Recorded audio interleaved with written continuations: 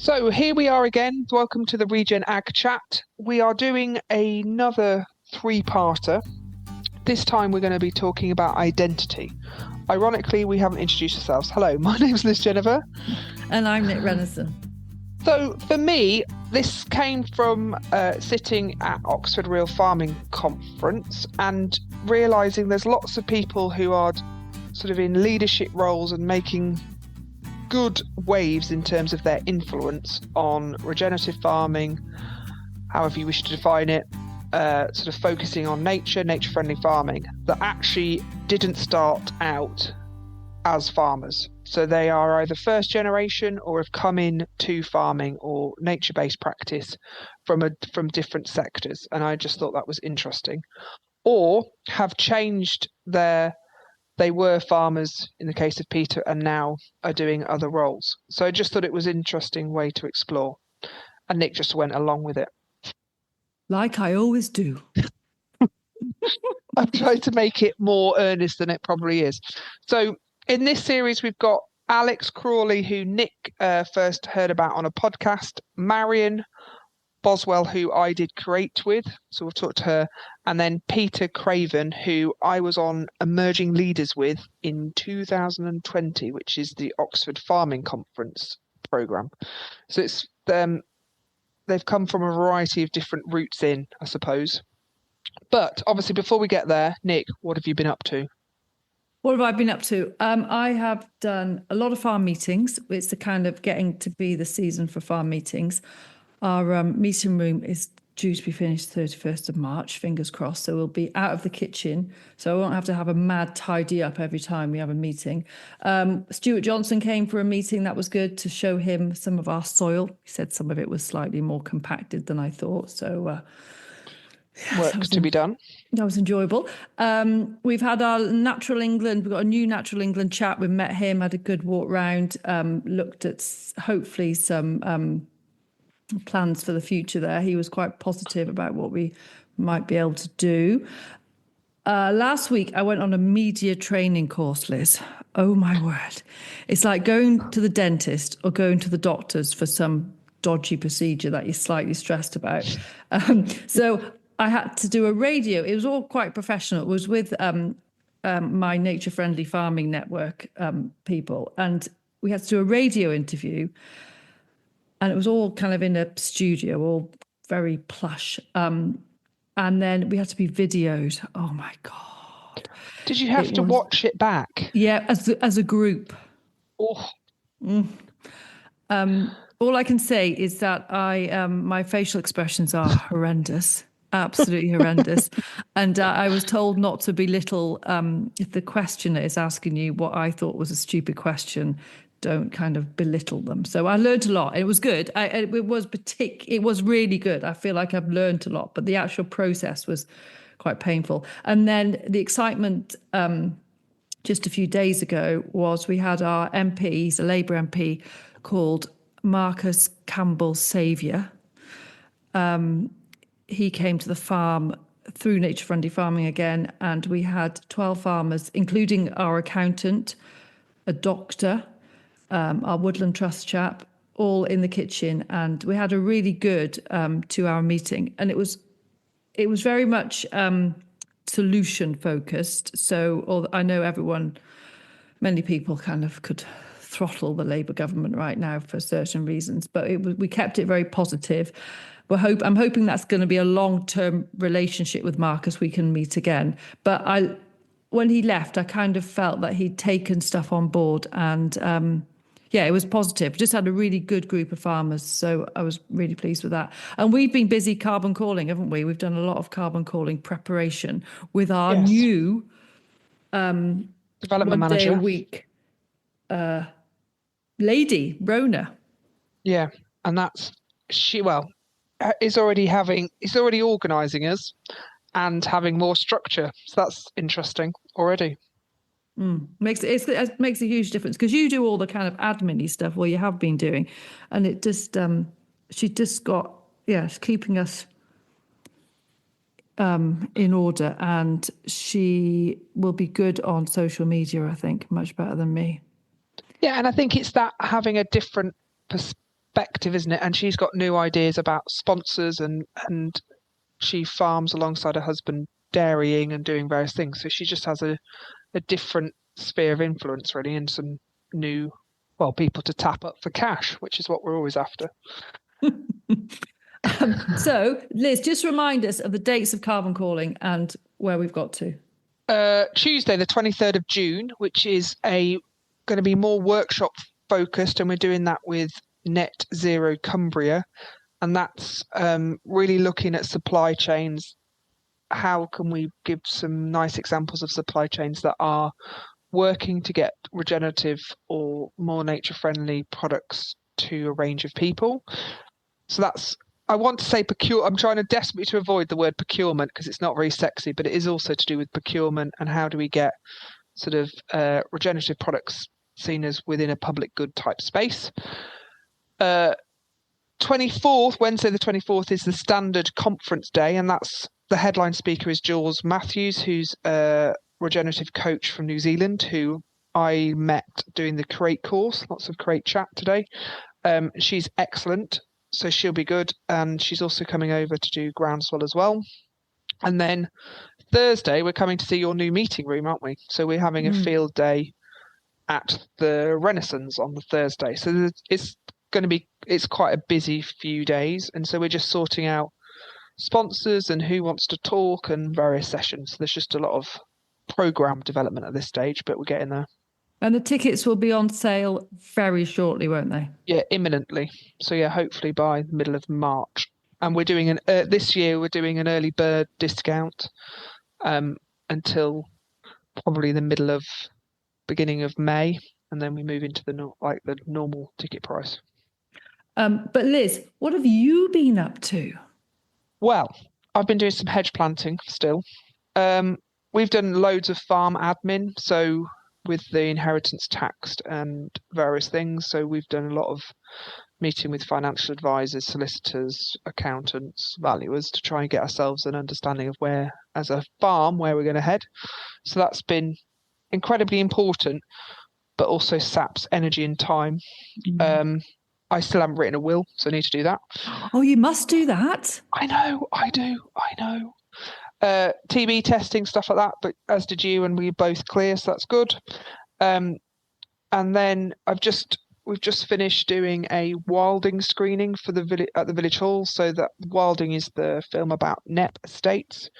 So my sister and I hosted that, and we got anywhere 60-ish people coming to that. So that was the film, a little bit of food, which happened to be my beef, and then sort of a panel discussion. And on that panel was myself, Isabel Wright from Doddington, who I briefly talk about in the Marion chat, and a legend called John, who on Instagram is called Snip Snaps, who is a landscape, sort of does people's gardens. What's that called? Landscape design. But massively passionate about nature and photography. So really knowledgeable. And he finds animals that have been killed on the road, gets them stuffed and uses them as part of education. So people can see a barn owl, or what's the difference between a barn owl and a tawny owl. He's also amazingly got a stuffed kingfisher, so he's going to come and do an event with us, like getting people up close and personal with some animals. So that'll be good. And through that, I've found a fungi expert who's local to us, who's going to come and do some work on the farm to see what we've got. So trying to, and then I'm involved in trying to get some work in the parish on sort of baselining. So again, trying to get a local ecologist to come for a couple of days and just see what we've got. Because some of it is that I'm not sure, I obviously desperately do want a rare moth, but some of it is to realise there is stuff here, and we need to protect it. We always keep chasing fancy stuff, and actually we've got some really good stuff here already. So how can we enhance that? So yeah, lots of different things going on. The curlews have come back this week, which is, we're doing this on the 2nd of March. So there's a big gang of curlews in the fields today. Where do they go? Do you know? I don't know. I think these are young ones coming back, and then they go somewhere else. I'm not very good on my curlew logistics. We need to speak to someone who is a curly logistician. It's not. I can't say that word. Logistics. Yeah, you think they're going to stay here, but they don't all nest around here. I think they're on the way somewhere. But their sound is amazing. You can see why their people just love them. Yeah, but now we're going to talk army, Liz, or military. No, before we start, so back to this point about identity. So when someone asks you, what do? What do you say? I say, I'm a farmer. And? That's it. So I just say I'm a farmer. I sent it to the optician the other day. And you didn't quite know what to say when I said I was a farmer, actually. I just say I'm a farmer. Okay. Why? What do you say?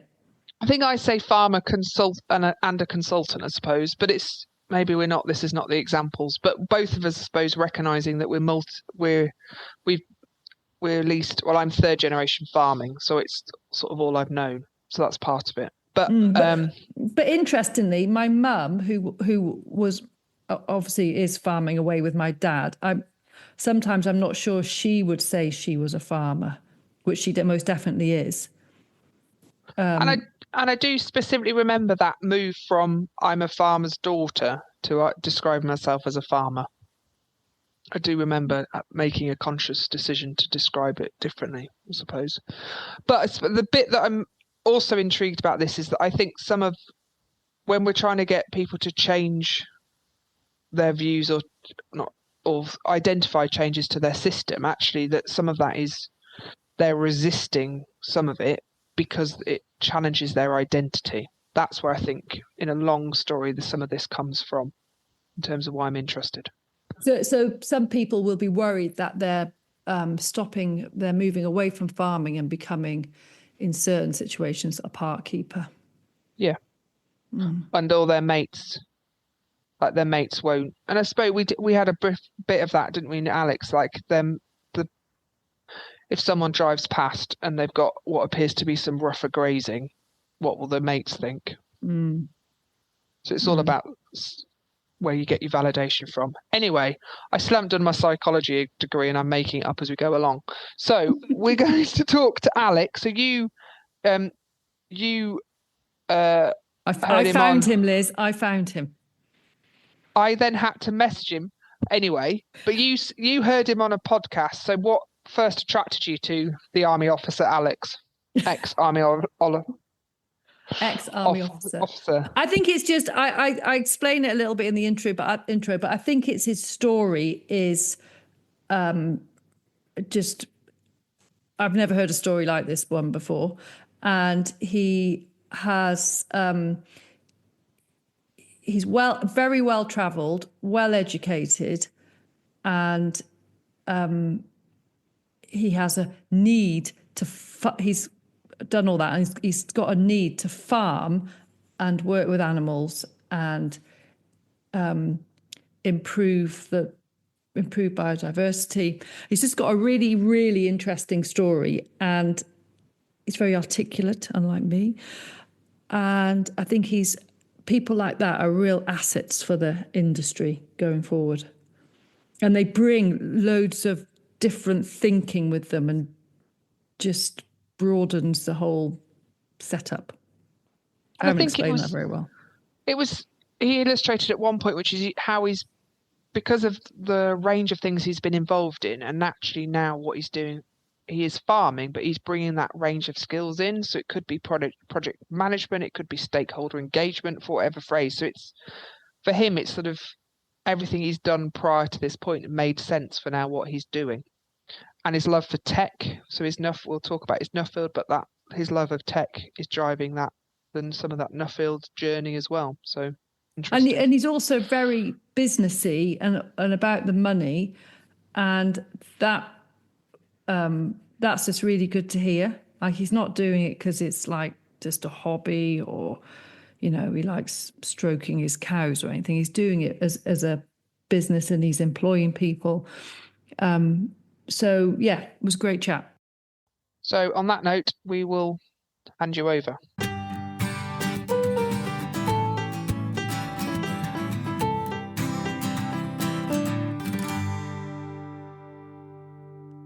thanks, Alex, for joining us this evening. Quite a dark, late podcast recording. I first came across you when I was packing eggs, which I do for hours. And you were being interviewed for a podcast, and they were talking to you, this chap who'd been a Gurkha and grown tomatoes on a balcony and had quail growing in a war zone and growing olives on a roof somewhere where you probably were getting shot at. And then you now doing conservation grazing. I kind of said to Liz, we need to get him on because it fits with this recent series. But can we start at the very beginning?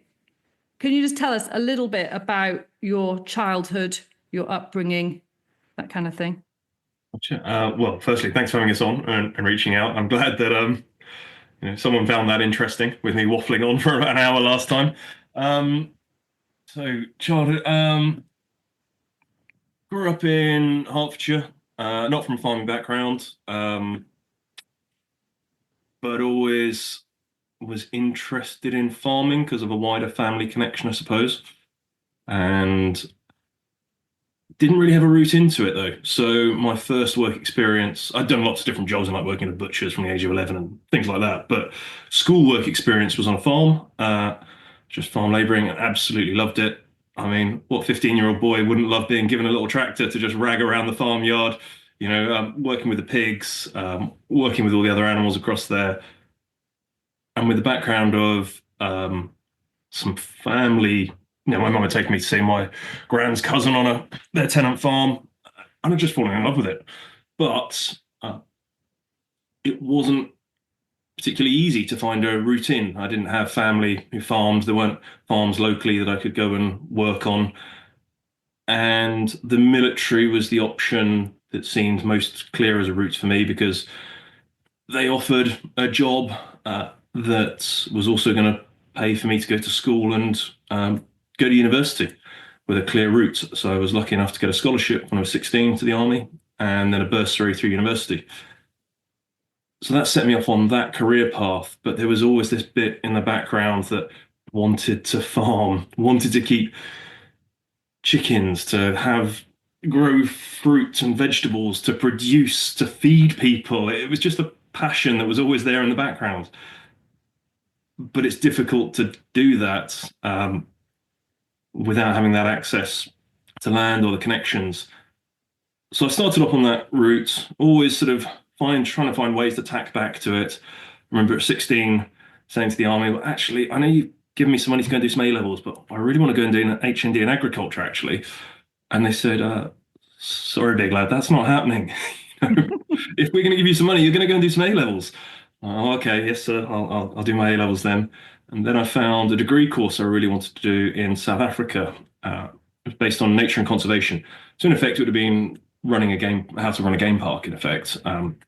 So the farming side and the conservation side, I suppose, have always been there. But again, the same thing, sorry, big lad, if we're paying you to go to university, you're going to go to a UK university.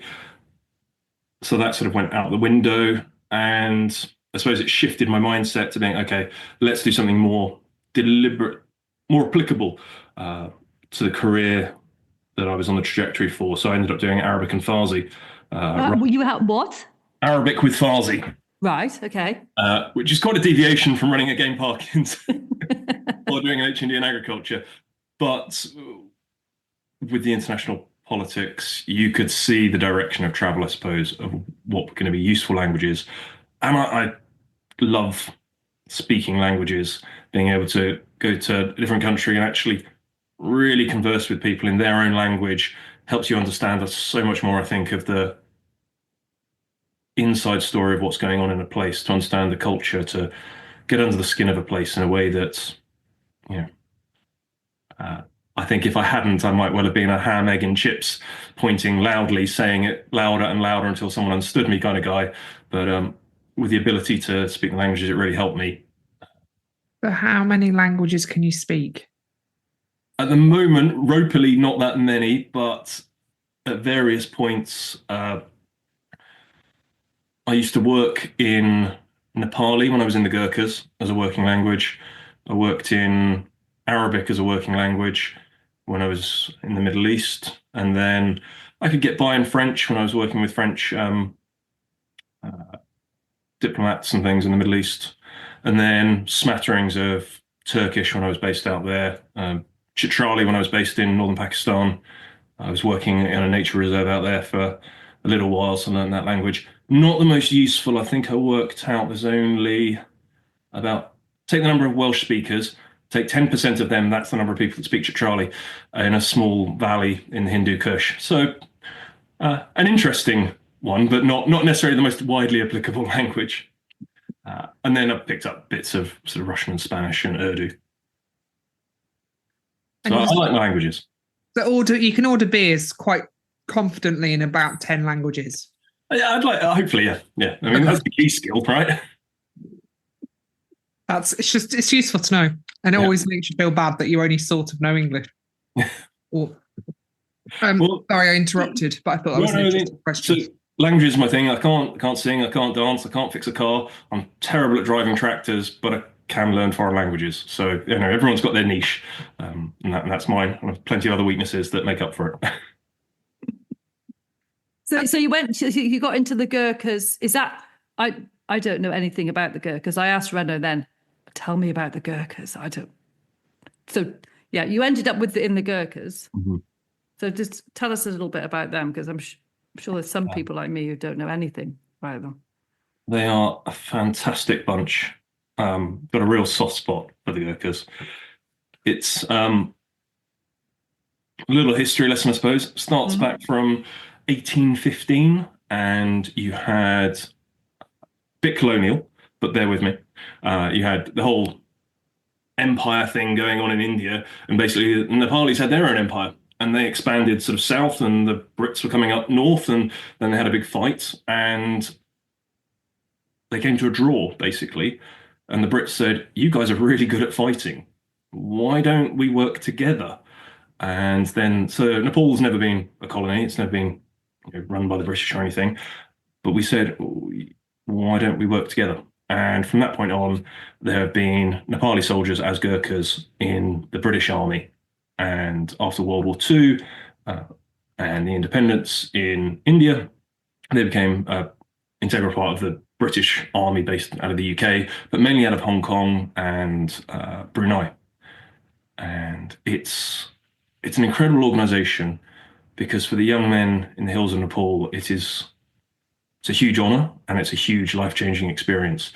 I was very fortunate to spend a year out in Nepal running the selection process for the new Gurkhas joining. And we would have 17,000 young men applying for 250 places.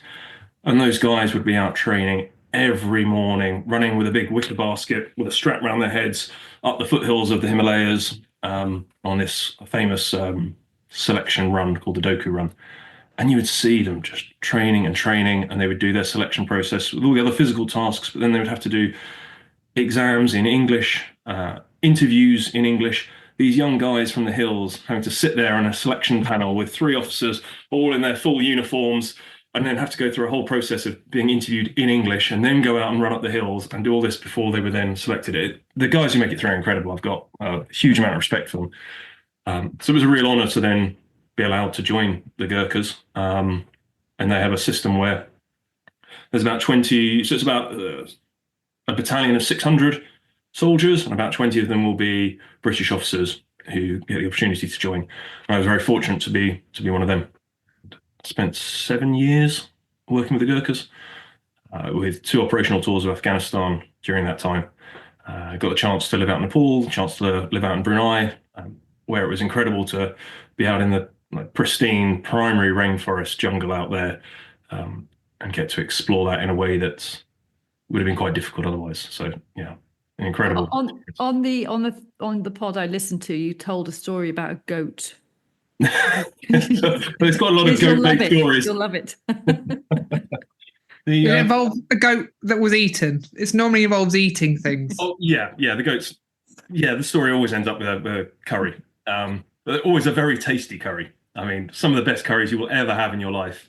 When people ask me, do I miss the army? One of the first things that comes up is, well, I definitely miss the Gurkha curries, because they were brilliant. With the goats, the one that always makes me smile was we were on a patrol. This one was in vehicles going through the Afghan desert, and the vehicles all in front of me stopped. And I didn't know what was going on. So I was on the radio. Don't worry, Saab, it's fine, just don't worry. I was like, no, hang on, why have we stopped? Pull the vehicle out to look through and suddenly see 3 vehicles ahead. There's now a goat in the back of one of these up-armored Land Rovers with a big machine gun on the back. And there's a goat just peering out of the back. And then the shepherd just wandering off with his herd of 300 goats, just counting out dollar bills because the guys had just suddenly stopped, grabbed it, bought a goat off the roadside to take home. We're back in the patrol base. I'm giving my orders, feeling a bit like General Melchett, sort of saying, well, the attack will be here, here, and here. Hopefully the younger listeners might still remember Blackadder. And while I'm trying to be very serious about what's going to be this assault against the Taliban position the next day, I've got this goat just chewing on some leaves next to me, tied up to this massive map, going in between me, sort of saying, and we will assault at the position here. And yeah, anyway, but we did have a lovely curry, and we had quite a few. I remember another time in a patrol base, and the quartermaster who provided all our sort of supplies had organised a special flight in for us, and one of the guys, sort of helmet, body armor, big goggles on, disappears out onto the helicopter landing zone. Big dust cloud as the helicopters come in. He runs onto the back of this big Chinook helicopter and just came out with this huge beaming smile you could see through the dust as he had an entire frozen goat slung over his shoulder that had been shipped down for us as a special treat. It was things like that. They were just priceless. You just wouldn't get that in another unit in the British Army. I loved it. But I suppose with that, you also experienced lots of different attitudes towards food production. That sort of the supply chain was a lot closer type idea, wasn't it? So the story that makes me sorry, and I'll be spinning lots of war stories and swinging the lantern. Oh, I love it. Keep going. But the one that made me really look at how we value our food, and we often talk about the sort of eat less but better approach, and sometimes I can be, or could have been, slightly cynical about that. Is that a sort of middle class fad? Is that a Waitrose shopper approach to food, and how applicable is that for the majority of the population? But what I saw with the Gurkhas in Afghanistan made me question that, in that these soldiers come from one of the poorest countries in the world, and they still really could appreciate the difference between good food and having less of it than more food, but lower quality. And the example I always think of is a patrol we went out on. We spent a week building a new base for the Afghan forces. So we were dug into these sort of shallow trenches, felt like you dug your own grave in effect, that you were in for a week, running patrols, protecting them from Taliban attacks while the engineers built this base. And it's hot, sweaty, dangerous work. And you're out for quite a while living in this hole in the ground. So as a treat, I spoke to my platoon sergeant and said, when we get back, shall we get a decent curry for the guys? Let's get some chickens. We can have something good as a bit of a morale boost when we get back in. But the question was, are we going to have the local scratch around in the dirt, sort of, they call them Gownley. So organic isn't a concept, and so, but it is fundamentally, it's that slow reared, scratching around, really tasty but small, sort of scragglier chicken, or do we go for the mass produced broiler birds, the big chunky white ones, but it's a bit of pappy flesh, it doesn't have the same flavors? And we sort of said initially, okay, well, we've got quite a lot of guys to feed. Let's buy the big ones and we'll just have more meat for everyone, and that'll be better. So that was the agreement. And we then went back to our main base, and we had to go through the bazaar where we would buy the chickens. But we weren't allowed to stop there because there was a suicide bomber threat. There was often a suicide bomber threat there, and there was a live one at the time. Had intelligence to say that there was a suicide bomber in the bazaar looking to target coalition forces coming through. So we shouldn't really have stopped, a bit naughty, but we needed to get some chickens because we wanted to make sure we had a decent curry. So we stopped at one of these stalls by the roadside, looked to buy some chickens, and from my memory, it's the sort of chickens being thrown into the back of another one of these up-armored Land Rovers with a big machine gun on the back, guy in goggles and body armor, and again swapping dollar notes for this chicken from the trader. And then on the radio, my platoon sergeant comes up and says, "Sub, where are you?" So, well, I'm getting the chickens, like we said. No, I'm getting the chickens. Well, hang on, but I've already got the chickens. He said, no, I've got them here. I thought, what's going on? And it turned out the guys had actually decided that when he'd gone back to speak to them, that they wanted the local village chickens and they'd rather have less meat but tastier meat. Anyway, at the same time, the boss back in the base is saying, what on earth are you doing? This isn't an effing chicken shopping chat net. Get off the radio, get out of the suicide bomber threat, and get back to the base. And we're like, oh, next thing I know, it's like, right, get rid of the chickens then. So we're throwing I think we've got the wrong chickens. So we're throwing them back out. These things are being thrown in the air, squawking around. We're trying to get the dollar bills back off the Afghan trader and trying in broken Urdu to explain why we no longer want these chickens. At the same time, getting grief on the radio net that there was a suicide bomber coming at us. And we're like, okay, so we scrabbled back. We managed to get back to the base. And then we went to my platoon sergeant and said, right, so you got the chickens? And he said, no, you told me you had the chickens. No, you had the chickens. And then it was this question of, well, we can't let the guys go hungry. We promised the curry. So my platoon sergeant, and sort of always reminds me of that quote from sort of Captain Oates from Scott of the Antarctic Elements, where he sort of said, so I'm going out for a little bit. I might be some time. Don't ask any questions. And he just jumped on the quad bike and I didn't ask any questions, but yeah, we had a lovely chicken curry that night, and we did get the smaller scratching around village chickens because for the guys it was really important to have good quality, tasty meat. And they would, the British officers often hated it, but they would use the big cookery knives that they had to, when they cut the chicken up, they would deliberately smash up all the bones into splinters because they wanted that marrow as well, because it was getting every last bit of flavor out of the chicken was so important and it was incredible. They're so tasty. And it was about really using every little bit. And obviously the British officers tend to hate it because they were just picking splintered bits of chicken bone out of their teeth or out of their gums, whereas the guys had worked out how to do it and they were fine with it.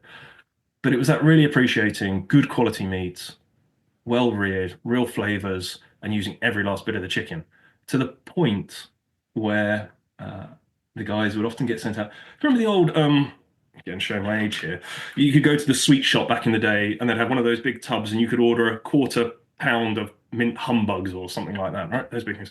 We would get those sent out, but with curried chicken gizzards in them.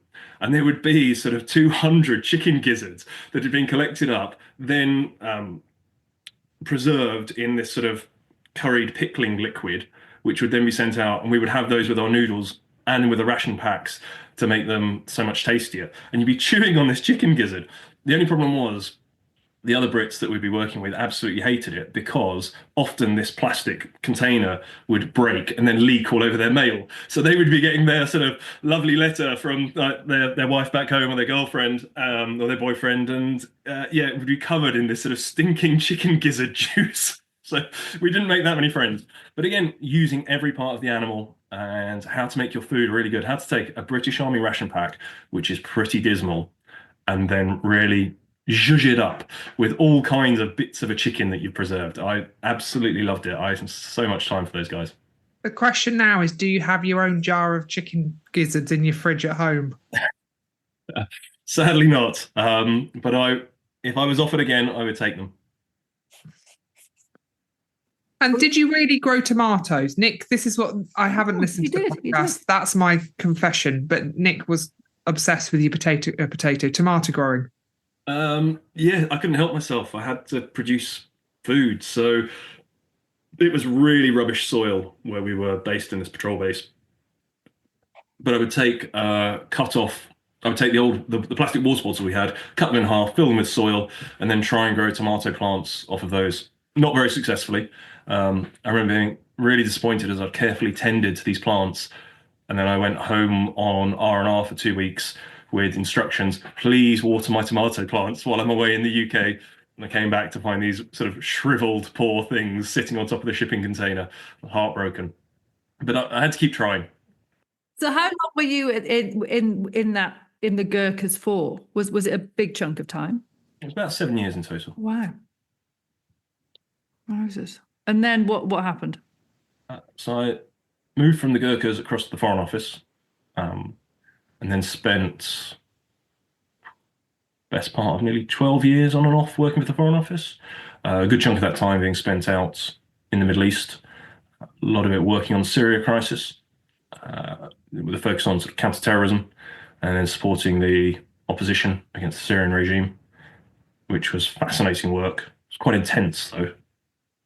But even there, I still just had this real passion for trying to grow food. So on the balconies there, I was trying to grow salads out of containers that I was learning from the refugee camps out there, where they would have systems where you fill it with sand and soil. You'd stack multiple water bottles on top of each other and have like a cascading system. So you could use a very small amount of water to keep watering your crops through.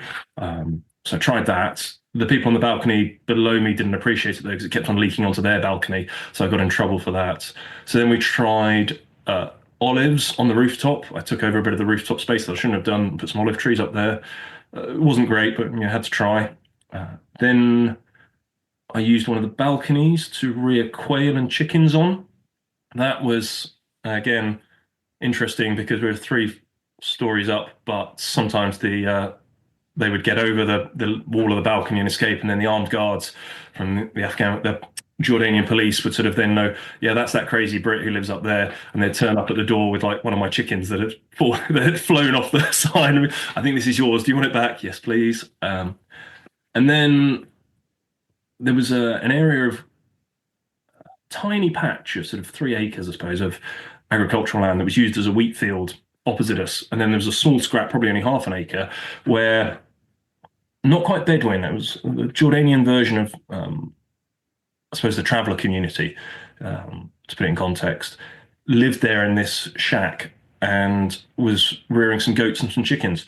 So I tried to set up a joint venture with him to rear goats together so that we could be involved with that. And I'd go down and take any scraps we had so I could work with him on the goats and make that work. Again, So it was like a calling. It was like, or madness, but yeah. and what did your what do you call it? Your colleagues think you were a bit mad? Yeah. I mean, who wouldn't, right? I mean, you're a diplomat in the middle of a capital city, working on all this different stuff, and any chance you get, you're trying to rear goats, quail, chickens, grow olives, and salad. I mean, there's a shop down the road, mate. You can just buy this stuff. It's not the same. It's not the same. I've got to grow it. I've got to produce it. I've got to feed people. And that was just I don't know. I'm curious to know what the nicknames were. Military are always good at nicknames. There must have been some. So my nickname in the Gurkhas was Donk, because I think a little unfairly, but I'm a relatively big guy. So they think, if you know Donk from Crocodile Dundee, big and stupid. I don't need a gun. I've got a donk. Yeah, that just seemed to stick, which I'll roll with it. So how tall are you? 6'3". Oh, we had a 6'11" man on last week. Not that it's a competition. Oh, it's not competition. No. His email address is as big as a phone box. Wow. And he can't fit into a tractor. Yeah. I don't envy him at 6'11". That's it's bad enough on an EasyJet flight for me, let alone at 6'11". Yeah. Wow. And then do you mean as an exciting lifestyle? I know at the time we see it's exciting because it's very different to what we live. Mm-hmm. But it's then, how did you then go to be in the West Midlands, Hereford way, and decide you wanted to graze cattle? For me, it's a really big step.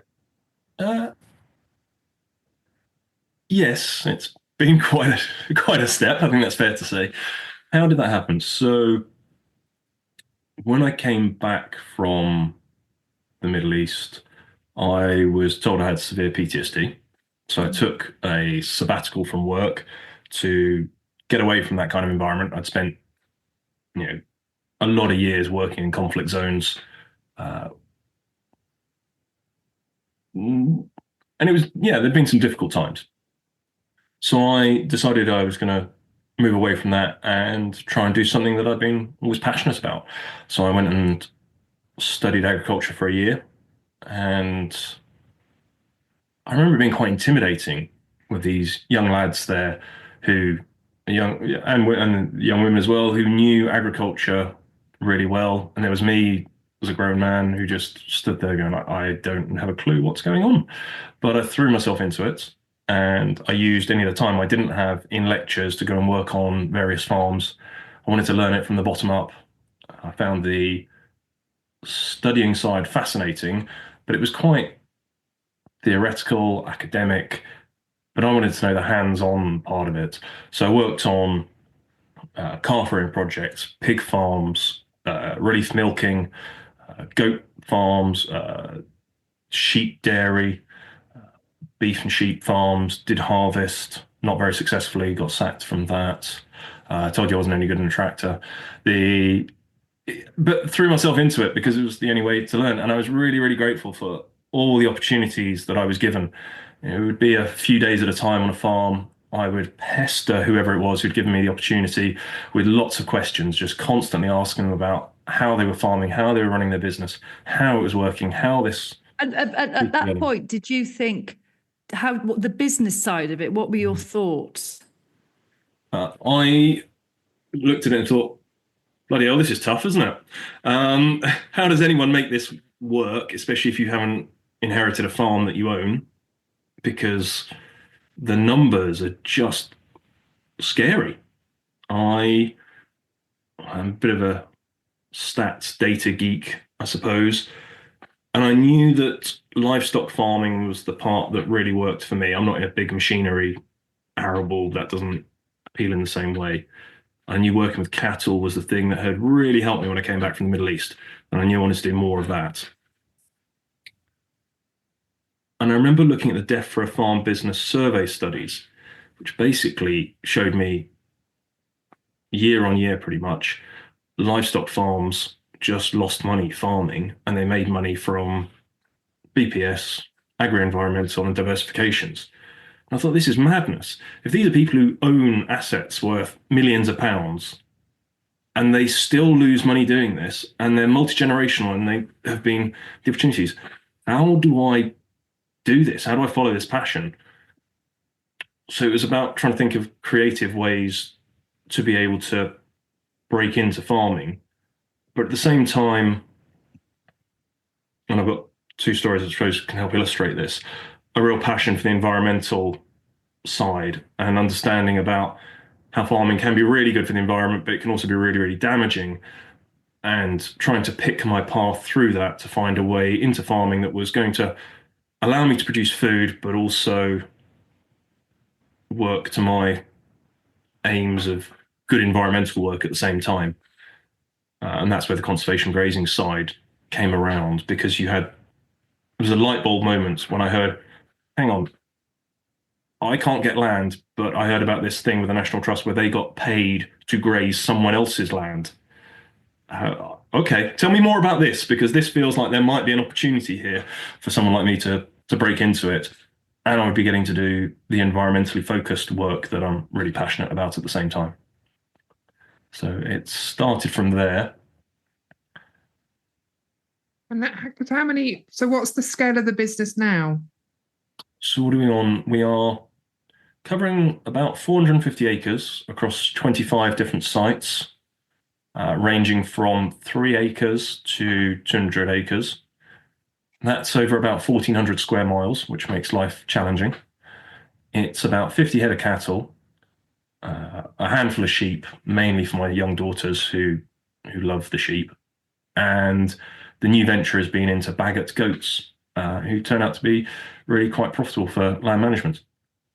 And a lot of that is run with no fence, the virtual fencing system that allows us to remotely monitor animals, to be really prescriptive with how we manage ecologically sensitive sites. And it opens up so many opportunities that I don't think were possible, say, 4 or 5 years ago. And especially for us, where we are normally taking on lands that most farmers have looked at and said, not on your life, not going anywhere near that, that's far too difficult, that's not productive, that's got too much risk. And we're able to work with the no fence collars to find ways to do that, especially when you're looking at high public access sites. So a lot of nature reserves where you've got people who've been used to walking, not been grazed for a generation, no one remembers animals on there. It's sometimes 70 years since the last animals were on there. So when you then introduce cattle, and a lot of people are scared of cattle, it's so much about the people, and it's about the engagement of how do you work with the land managers, the landowners, how do you manage the local community, how do you bring them on board to change it when you develop a project, how do you work with volunteers? Have quite a lot of volunteers who are brilliant for doing daily livestock checks for us, in addition to No Fence and us doing our checks, to make these projects work. So I find it fascinating because I can bring all those skills from outside. So I'm never going to be the best beef farmer. I'm definitely never going to be the best tractor driver, but I am used to, and I know these sound like buzzwords, but I can do the project management. I can do the stakeholder engagement. I can pull together a plan. I can try and identify all those wider issues, work out how we're going to mitigate that. I can do a risk management profile and come up with solutions, I like to think, to what are sometimes quite difficult problems, but we'll find a way through it so we can deliver. So we get animals back on sites where we can then produce some food from them. We're doing good environmental work and we can get paid for it. And in terms of just because sometimes we get quite frustrated with public access, don't we? Like dog poo bags on trees and things like that. So in terms of just examples of where it's worked really well or where you've done, is it events or what do you think, what's the key in terms of getting that good public engagement? So we will often run a meet the cattle event when we first put animals on a site.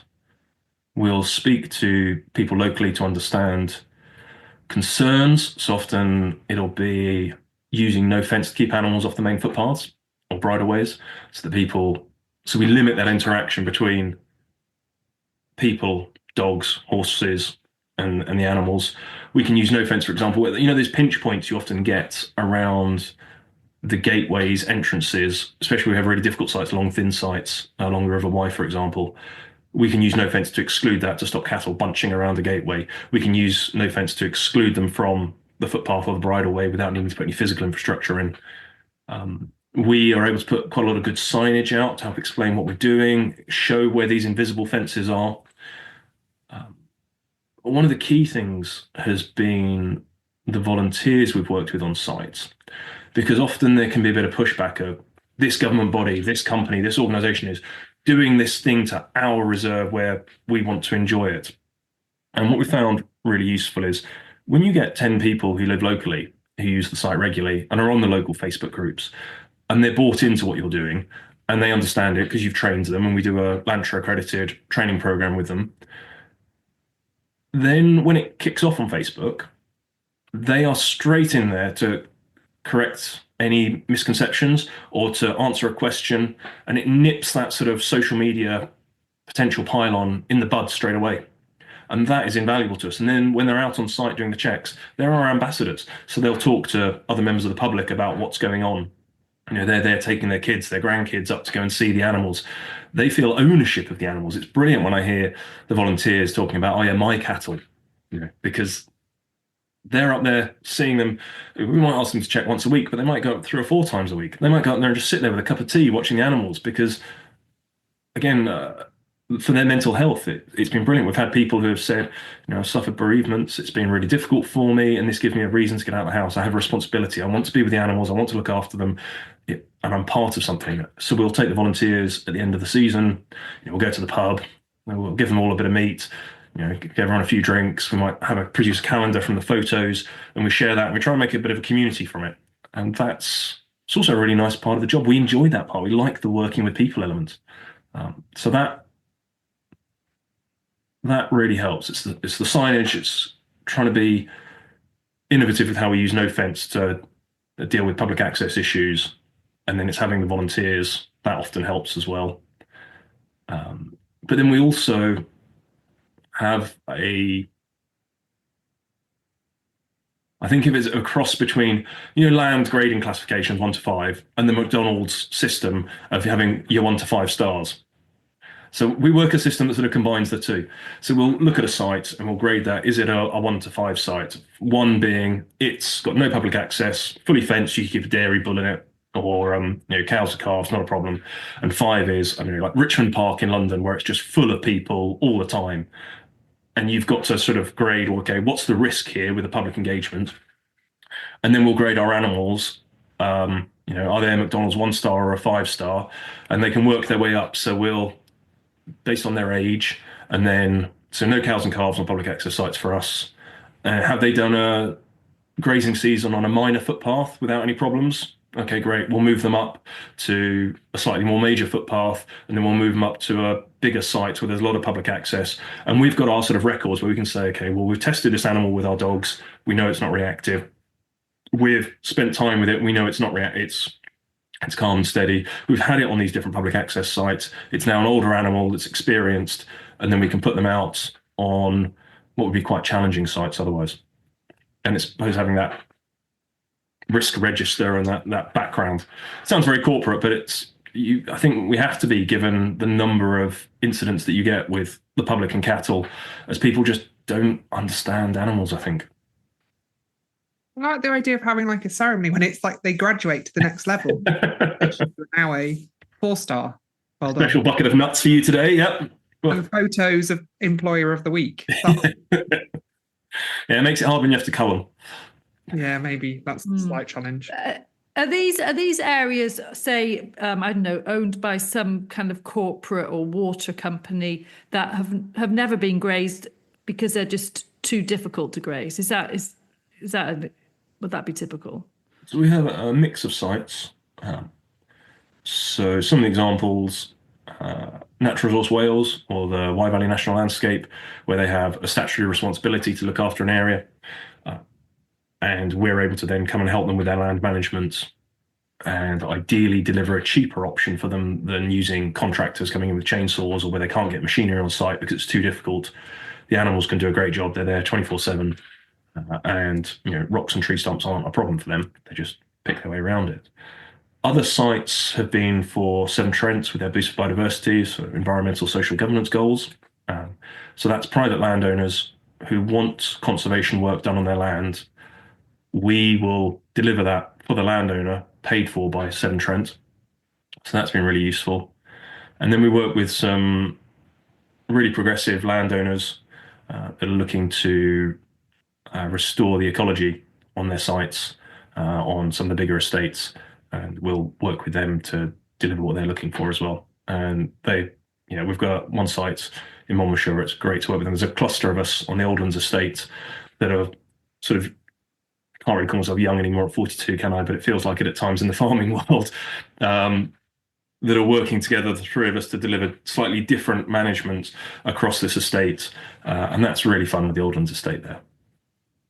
And through this, have you've trained yourself up on ecology or sort of management options or is it through experience? I suppose it's working with others, or in terms of knowing the most appropriate way to handle some of these sites? So starting with the formal education, when I went to ag school, but then working a lot with ecologists. So most of the sites, there's an ecologist who's explaining what they're wanting, how they want it to be managed, and we'll talk with them about how we can best deliver that for them. And then through reading around it, so it's a mixture of the formal study, the personal study, and working hand in glove with the ecologists for each site to deliver what they want.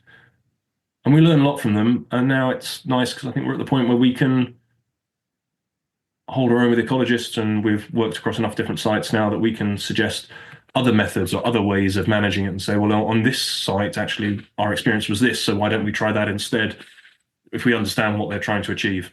And again, how we can use the cattle in different ways, how we could use, I think of the animals as like a toolbox. And we've got cattle that can do some jobs, we've got goats that can do some jobs, we've got the sheep that can do some other jobs. Then you've got where you might bring in mechanical intervention. I suppose it's understanding the timings, the right kind of animal. Is it too heavy? Is it too light? What's it going to achieve? How can we sort of mob them onto a certain area to achieve an effect? Or is that bad for animal welfare? Do we need to give them a bigger area? How are we balancing all these things? And to me, it's always that balance of the animal welfare, the ecological outcomes, and the social aspect of managing the other people who are using that site. So it's much easier when we're working on sites where you don't have the public access, let's be honest. But we've found that the sites with public access are the ones that we often are approached to help with because of the uniqueness of how we run our business. And because right at the beginning, you talked about that sort of frustration of access or wanting to have land and not trying not being able to get there. So you now seeing the model that you've developed, are you seeing it sort of spring up in other places, just I suppose because of these opportunities that are now emerging? Are you mentoring others or in contact with others that are doing similar things?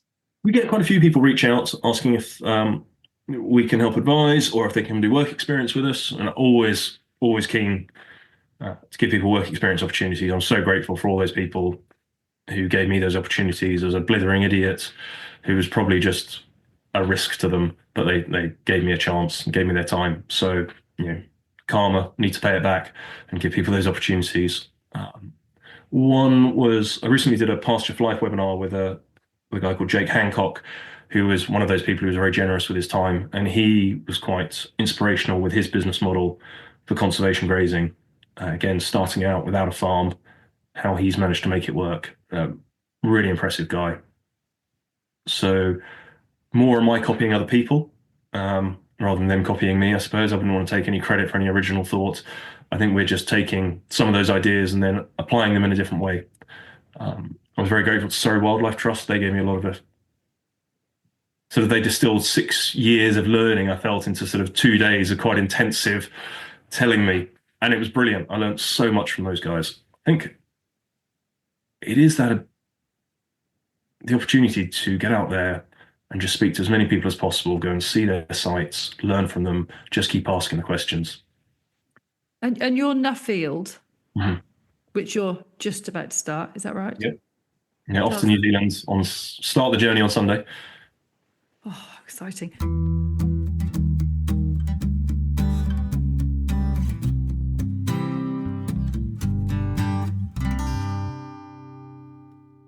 The problem set, I suppose I'll start with the problem. What's the problem I'm trying to solve here? Is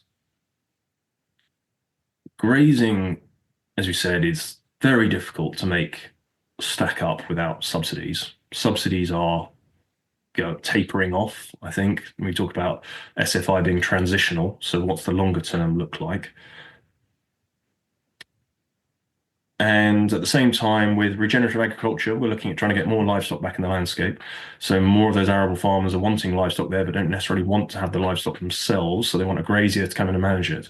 So this issue that we face of being spread across a wide area, having to move your animals regularly from site to site, limited with infrastructure, how do you make that stack up? Because if you can't make it stack up on a 400-acre ring-fenced farm, then how do you make it stack up when you're having to do it from site to site on other people's land with limited infrastructure?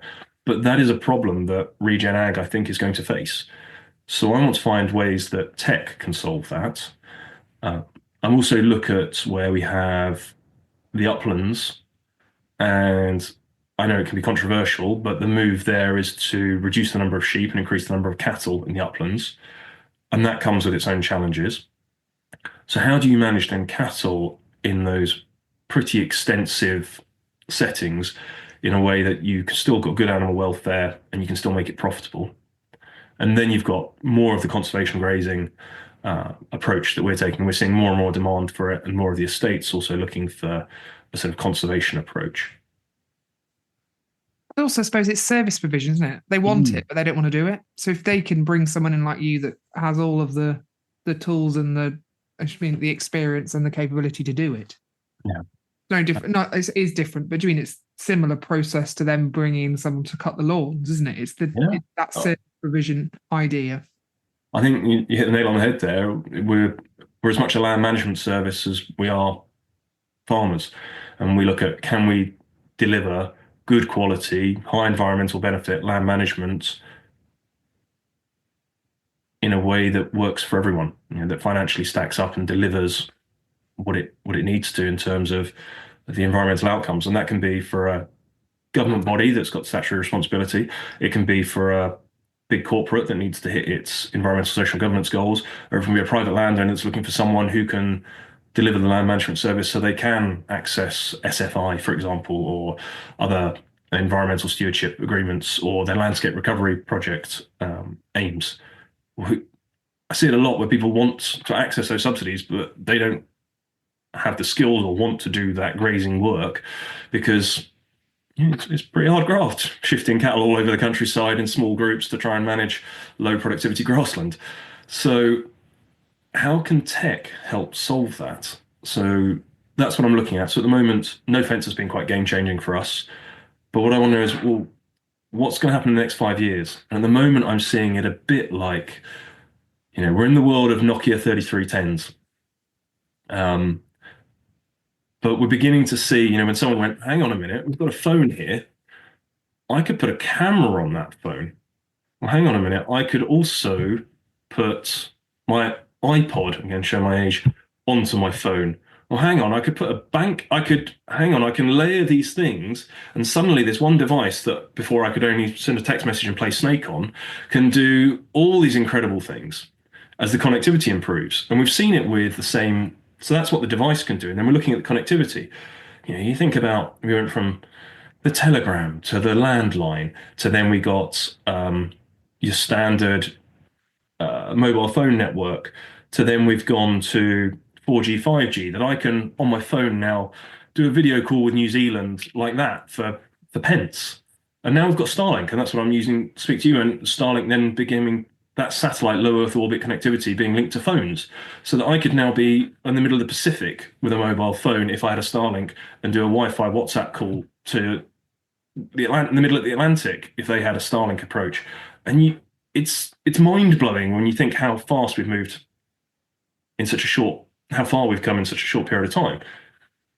So where's that going with agri-tech, and what opportunities does that open up for making grazing economically viable and allows us to do all the good work we want to do with ReGen Ag, with the landscape recovery projects? I mean, the bit I find fascinating, so I'm been speaking to the people in the Cotswolds landscape recovery, and bear with me, the issues there caused by flooding are huge for big corporates. If you're a rail company or highways, or your electricity, or your insurance company, the cost of flooding to you is huge, millions of pounds. Well, if you can change the land management upstream to capture huge amounts of water by just changing that on thousands of hectares, you can do that much, much cheaper if you can then turn a 1 in 20 year flood into a 1 in 100 year flood, because you're capturing all the water upstream. So you can farm with private money helping to pay your subsidies instead in a way that is better, because you've improved the environment, you've reduced the flooding risk, and you're getting paid more than you would, and the taxpayer doesn't have to pay for it now. And the private companies or the utility companies downstream have lowered their costs because the risks to them have been reduced. You see it in the pool catchment with the reduction in the big one was metaldehyde, the slug pellets, because it was costing a fortune to remove that from the watercourse. But it's much cheaper to pay someone upstream to not put it in and find other ways of managing it in a better way than it is for them to take it out downstream. So it's trying to find those ways where you adapt your farming, you can still farm, you can do things that are better for the environment, and you can get paid for them. And in a way that, I suppose, if I'm wary,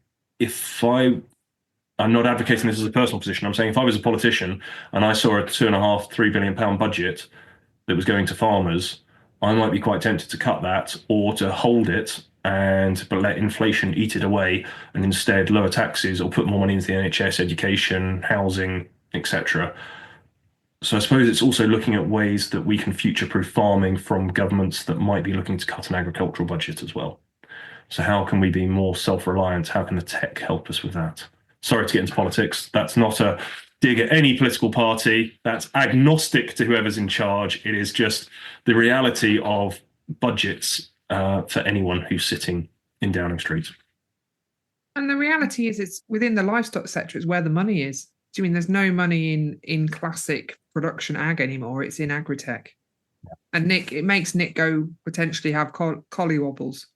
No, daffodil dust makes me have collar wobbles. Oh, the Alzheimer's. No, the methane thing. Oh, You feed them crushed up daffodils and then they. But I guess I can kind of swallow your tech because you're thinking, you're thinking, how can we manage vast areas with potentially quite large numbers of livestock, and how can we check them every day? Is there things that can help us check them every day? Can we move them? That kind of thing. Yeah. Is that what you're thinking? yes, yeah. And how do you manage them in a way? There was a quote I heard from, I think it was an Australian or a Kiwi, who basically said UK ag will never be competitive until you can have one labour unit per 6,000 ewes. This is ripped off of Michael Blanche's Pasture Pod. But it really struck me, that quote. So how do you get the efficiencies to make that stack up? What is it we can do? And we have a very different landscape and landholding pattern. So what are those other solutions that might allow us to be competitive financially? And that's one thing I do care about, because I don't think you can do good environmental work unless it stacks up financially, because after a while it'll peter out because people have to be able to run and make it pay. So to me, I might sound like a hard-nosed businessman, but it's because I care about the environmental side of it. But without the finance for it, it won't. I don't think it works. So I'm keen to see how we can deliver environmental work in a way that pays. And that's really, really core, I think. And I suppose it's back to your risk management, isn't it? So it's moving it away from just government support. You've got a range of companies, public and private money coming in. Yeah, spread that risk. Yeah. That's how I see it. And when I think about how we manage the animals, how much time and diesel is spent going around checking livestock, it's a huge amount of time. And then you do that dispersed over multiple sites. How can we be more efficient with that? How can we find a way of improving animal welfare and reducing the carbon footprint and being more efficient with our time? And I know I want the moon on a stick here, but I'm going to go out and have a look at it and see what's out there that will give those opportunities. We use, I said, no fence. We will use 4G enabled solar powered cameras to monitor water troughs. I'm about to trial some LoRaWAN, long range wireless area network kit, again, to help us with remote monitoring.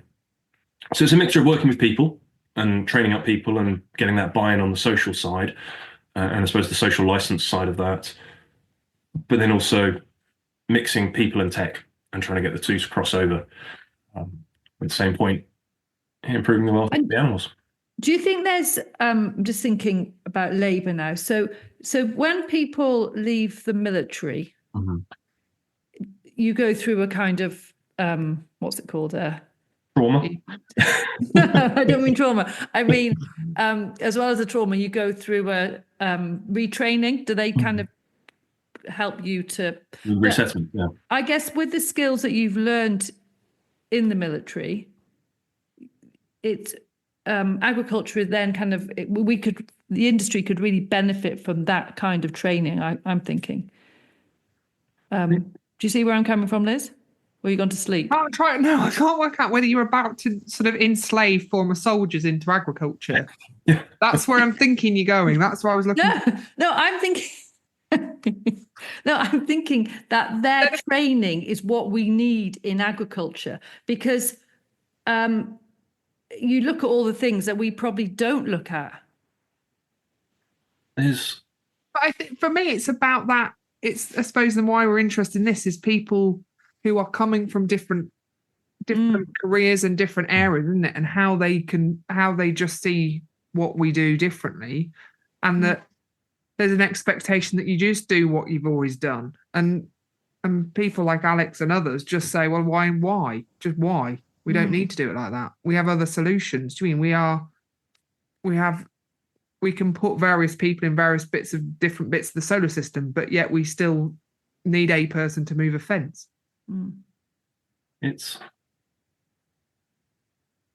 I've definitely seen it with people who are much more experienced in agriculture than me. Will look at some things we do and they will question, what on earth are you doing? But then I'll look at what they're doing and I suppose we'll say, but hang on, that's costing you a fortune. That doesn't stack up and it's damaging the environment. So I don't understand why you're doing that. And then I'll look at what I do and go, but you're not getting the daily live weight gains, but how can you do that? Or you're wasting the productivity of that grass because we allow winter cattle on deferred grazing. But I'll look at it, and I suppose for me, it's about, well, do the numbers stack up? And I know that's not the traditional way it's done, but if that system no longer works, it's either degrading the environment or it's not paying or it's doing both, then I'll do something different. And I suppose I felt quite lucky, I think, from I used to, well, I'm always been a bit chippy, but I'd also have a bit of a green-eyed monster when I'd look over at people who had farms, who had inherited, who had that access to land straight away. But as I dug a bit deeper, I'd often see the intergenerational issues that would come with it. That, no, but you've got to do it like this because that's the way we've always done it. Or people who then wanted to try new ideas, but they couldn't because mum and dad were still there holding the checkbook and said, well, no, we do it like this. We can't change it. Even to the point of someone about the way the hedges were cut. Were the hedges cut on a slant or were they cut flat? And it was really important which way they were cut. I'm very lucky that I'm free of all of that. My wife and I, we sit around the kitchen table, we work out what we'd like to do, as long as we agree, or I agree with her, depends how you put it. We just get on with it. And that's really liberating. And I'm quite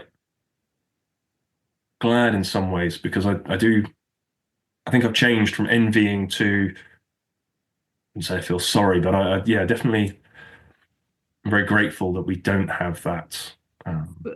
We had a chap call in this morning at breakfast time, and he farms with his dad. And I didn't realize this, but him and his dad don't actually speak. So they talk about their business, and he'll go in the office and talk about, I don't know, what he needs to bill for or whatever, but they don't actually speak on a social level. And that, you think that's absolutely bonkers, but it's probably very common. They function, but they don't. It's well, there's nothing. What else is there to talk about? That's like I sometimes, but we try desperately at a family party to not talk about farming, and within about 5 minutes we're talking about the farm because there's not like what else can we talk about, which is ridiculous. And you have to try really hard to talk about something else. Yeah. I mean, we still have that the two rules in the bedroom. The first one is in the morning. Yeah, I am. Yeah, no, steady. Don't encourage us. We are inappropriate most of the time. I make sure I will roll over and say, good morning, darling, I love you, or whatever, before I check my phone to see no fence to make sure all the animals are where they should be. Because that's the first thing I'll do in the morning. And at night before I go to bed, my wife will enforce the rule, no cow chat at bedtime. That we have to draw a line somewhere. And one of my neighbours I used to go out running with said to me the other day, I was really grateful when you got cows because it meant you had something else to talk about other than sheep. Now you've got goats to talk about again. Well, yeah, I mean, don't get me started on the goats. Are they a nightmare? Have you any of them yet? No, they've been brilliant. No fence keeps them in. So they've worked really well. There's no way I'd try and keep goats otherwise because... And they're a really hardy breed, being the baggots. So you just chuck them out on rough stuff and they'll eat through the brambles and the thistles and all the other sort of scrub you want managed. Bizarre question. Do you think they tackle birch saplings? Yep. Okay. Yeah. Well, our cattle tackle birch saplings. We use them quite a lot on heathland sites for that. And in a relatively small area, like controlled, not quite forced, but encouraged to be on that area. Well, they'll often, on these large sites, they'll often browse across a wide variety of things. You can see that they want to mix the diet up. So they might hang around on the grass for quite a bit, but then they've worked out how to take a 12-foot birch sapling and they've worked it out as like some kind of giraffe in the Serengeti, where they'll use their neck to bend it over and then they'll strip the leaves off of it. So they'll browse on a bit of fresh gorse off the tips of that, and then they'll smash through the bracken to get to Himalayan balsam and graze that down, which is great when we're doing removing invasive species projects. I suppose for me it's been fascinating when we put the animals out on these really varied and quite rough sites. they'll pick a bit of everything and they'll choose and they'll go around. And I always think of it as sort of the self-medicating approach. The old Welsh hospital fields that talk about, well, basically all our sites are like that. That there's just a bit of everything for them to pick at. We don't get good daily live weight gains. These are, as they say, rare breeds for a reason, and then you're putting on rough stuff. But it is interesting to see how they will really go for quite a varied diet, and they do a lot more browsing on the sites we're on, partly because they kind of have to, because there's not that much grazing. But you can see there, it is preferential as well, that they will want to vary the diet. I remember one of the farms I worked on where they talked about the longhorns would go and eat the willow first before they ate the nettles. And their theory was that they were looking for the salicylic acid, the aspirin, to numb their tongues before they ate the nettles. But we've got other sites where they will just eat. There's good grazing. It's a floodplain, good grass, but they'll still eat the nettles as well. So they're going through eating all kinds of varieties of stuff. It's really interesting to see. Wowzers. And just a very boring question. Tell me about your no-fence batteries, because Renault always says, oh, the batteries will run out. Yeah, no fence. I always think of the line from Anchorman, if this makes any sense. 60% of the time, it works all the time. And they're getting better. They're getting a lot better. But we are having technical issues with the batteries where they keep sort of fritzing out. So having to get the animals in to replace them. Over the winter, when it's cold, the solar panels get covered in mud. There's not a lot of light. So they can run down a lot quicker. In the summer, they're normally pretty good. But it does mean we're having to get our animals in a lot more than you would normally in a beef system. But then again, we're moving our animals quite regularly anyway. So there's an element that they're coming into a handling system a lot more often than you would expect in a standard beef system. So we take those opportunities. We're TB1 Gloucestershire here, so we're TB testing every 6 months anyway. So we handle them a lot more, and that's a lot more work and labour. But we'll take those opportunities to change the batteries, and we have a good supply of spare batteries and a whole sort of system for constantly cleaning and changing and monitoring the battery levels in the animals. But yeah, me about a system where the solar panel is similar to no-fence, but I can't remember the company name. But the solar panels is on the top of the collar, so like obviously hopefully indirect line to sunshine. There's quite most of the other companies that are doing this. There's quite a few now around the world that are doing it, have gone for that on the top system. So No Fence is a Norwegian company. My thinking is that they sort of went for something that would look like a Swiss cowbell, because it would be easier to be socially adopted for something that people would recognize, rather than looking like a robot's collar that was sort of controlling the brain of the animal. Whereas it looks like a Swiss cowbell, people seem to be happier to accept it. But I think now, as virtual fencing is becoming more widely accepted, it seems to be less of a problem. The issue we find, and this is part of the Nuffield study stuff, is that all these technologies have been developed for different countries. So, for example, the no-fence one's developed for Norway, where 6 months of the year in the summer, where they've got 20 hours of sunshine, the animals are out, the solar panels work, it's fine. And then when it's winter, the animals are in sheds. As a rule, they don't outwinter in Norway. Someone told me it's illegal. So low solar power in the winter, and cold temperatures, not a problem for no fence in Norway where it was developed. But obviously in the UK, with 8 hours of grey, dismal drizzle and 2 degrees, your batteries drain a lot quicker because it just wasn't designed for here. Or you take the Kiwi and Australian ones, which has got a small solar panel on the top, which is great for all that southern hemisphere bright sunshine. But how well does it really work here in a UK system, especially through the winter? So there is definitely a problem with the agri-tech, that our agri-tech systems we're just not, I feel, developing enough of our own that's designed for our own specific climate. So I was talking with SRUC up in Scotland, and they were talking about trialing some other agri-tech, but it had been developed in Spain. So it was technically waterproof. It wasn't Scottish Highlands waterproof, and the kit would, then break. So where are our own solutions for our own particular challenges as well? Or how can we adapt to make it work? Long-winded answer to your question about batteries, but I think at some point we might do it. Sometimes the frustration with tech is that you've got the thing, and now you're trying to work out how to then use it.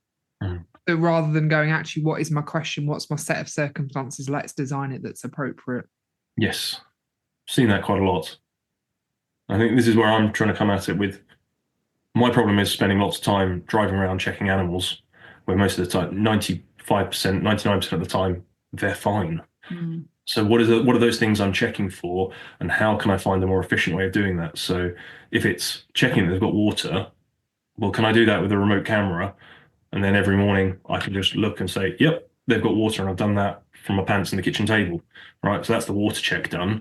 Are my animals all where they should be? Are they all still fenced in? Yep, no fence, I can check that. Are they all still moving? I can see that they're moving the same as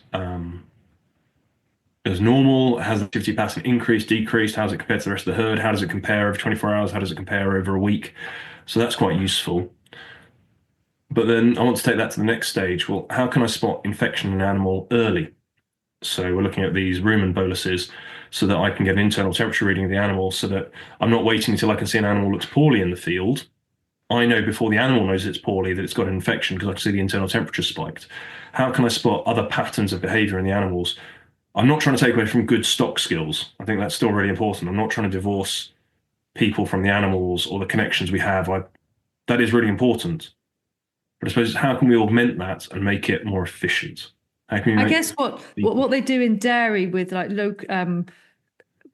locomotion, not locomotion, how much the animal's moving when it's bulling, you kind of want that for a grazing system, don't you?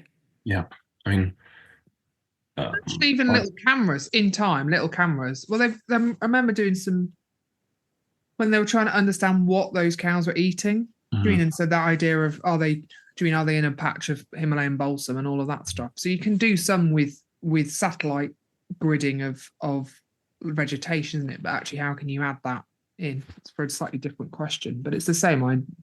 How can we use established tech to answer your question, which is how do I stop driving around and undoing all the good work I'm doing? Yeah. Unless you're an electric quad bike, perhaps. On a horse. When we can get an electric vehicle that can tow 3.5 ton of cattle, I'm there.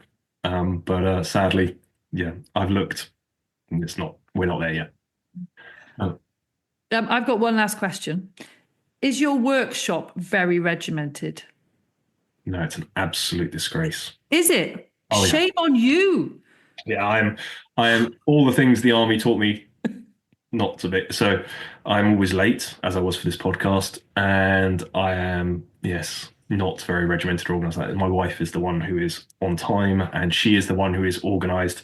She has a kit box set out for each of the trucks with a proper full packing list in it, and she will regularly check it, and she'll be the one chastising me saying, you took those last 4 items out and haven't bothered replacing them, and you didn't tell me that they need replacing either. And she will then go every couple of months and have to go back and un-F everything that I have ruined in a system. So no, sorry to disappoint you. I thought it would be this very, very anal, no. Sadly not. No. Well, maybe you need to People talk too to much. I probably need to employ someone who was good in the military rather than me. Well, Michael Blanche would probably enjoy talking to you because he's forever trying to sort his workshop. And Nick, how tight is your workshop? That's the question. Dreadful. It's Renault's workshop. That's not my department. I remember when we first met. In his old kitchen, there was all these Nescafe jars that he was saving. So one day he was going to sort out all his nuts and bolts into different Nescafe jars, and I put them all in the recycling, and he went mad. Anyway, he's never done it. Because you recycled them. I know, but he could have got some more. But yeah, it's okay. But thank you. That was amazing. And good luck with your Nuffield. Thank you very much. Liz, have you got a final question? There was just a bit more on this this access piece. Well, no, there was a bit about mental health because as part of my when I do farmer meetings, I ask questions, or both of us ask questions about what makes you happy, and all the time, cows, moving cows, being with cows comes up more so than sheep. And then they go, oh yeah, and then they add family in as a second thing because they feel like they need to talk about the family. But I just think there's a real power in that, isn't it? And and obviously your experience of that is that calming impact most of the time of being with cows? I was so fortunate to a place called Wayside Farm in Kings Langley, who didn't want to take on anyone with work experience, but they'd heard that I was ex-military, so they wanted to give me a chance. I'm very grateful to them. And it was a little county council tenancy Jersey farm. And working with those jerseys was just what I needed. It was just relief milking with them, and it was just phenomenal. It was just, I was amped up to hear, and those animals are so calm, so steady. It was just, everything just calmed right down, and it was really cathartic. And I suppose that's where I really got the bug. And I suppose I'm taking it from there to then, if we were to link back to what we did on biodynamic the other day, which is this, that they have a power. They are drawing down energy from the universe. Nic is. No, I'm with you. I'm with you, Liz. I'm with you. I am. When you have to send them to go down, to their one bad day, it's just blooming awful when you when you've got that kind of relationship with them. And I don't think it's recognised, like wider than, obviously we recognise it, but I don't think it is recognised outside farming, which is that. Anyway, just it is always think of myself as a roughy tufty, guy who did all blah blah blah stuff, but I still will get when I take one of the animals that I've worked with quite a lot, and I'll take them to the abattoir and see them sort of wander off through the doors. It's a sad feeling. And a couple of months ago, I asked to watch the whole process through, just so I could see what my animals went through with the slaughter. I felt I owed it to them. I wanted to understand what it was that was going to happen the other side of those doors, to understand the process. But I think it was important for me to do that, so I knew what an animal that I'd looked after, it looked after me in terms of providing for our business and the family. And then that final moment, is that done as sort of ethically and as well as can be done? And I'll be honest, I was pleasantly surprised. I actually looked at it and thought, you know what, when my final time comes, if it's that quick, rather than having seen relatives strung out with long illnesses, you know what, I think I'd rather go the way they did, the cattle. So we've done PTSD, we've done abattoirs. What's your favourite flower? There you go. That's a good question. Or what, when you see like something in an ecosystem that makes you realise you've done a good job, what is that? It's a good question. It's the orchids. Okay. Yeah, then I know we've got some pretty good species-rich grasslands, and with the invertebrate life that will spring off the back of that, which will then lead up the trophic cascade, and that makes me happy because I know we're delivering them. We'll see it where we take a lot of sites that are just covered in bracken. No one's farmed them for years. They've all gone to, crap, environmentally crap, biodiversity crap, productivity crap. No one's producing any food, and there's very little biodiversity in it. And when we can turn that round, and then I see those orchids beginning to appear, and I know that we're doing something good there. Perfect. Thank you. That was a perfect spot to end.